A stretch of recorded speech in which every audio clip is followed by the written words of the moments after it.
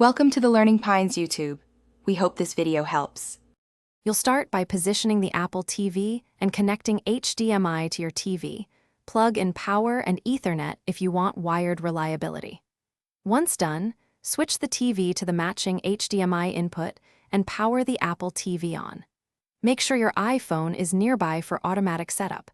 You'll sign in with your Apple ID to sync apps and purchases. This first step moves you straight from hardware to account authentication, so the rest of the setup runs smoothly and securely. Now you'll complete the software side. If you used your iPhone, settings and Wi-Fi transfer automatically, otherwise type the network and Apple ID manually. Enable Siri and location services so voice control and recommendations work properly, and choose whether to share analytics. Make sure tvOS fully updates before downloading apps. That avoids compatibility hiccups. Finally, add the apps you plan to use and log in. This centralizes credentials and prepares the device for streaming and HomeKit control. Finish by customizing the interface. Rearrange apps, set dark or light appearance, and choose a screensaver cadence that saves energy.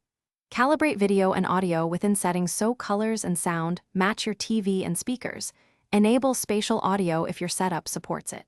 If something goes wrong, first restart the Apple TV, then check HDMI connections and CEC settings on the TV so the remote works. If problems persist, reset network settings or perform a factory restore as a last resort to recover a clean setup. Thanks for watching. Consider subscribing if we helped you.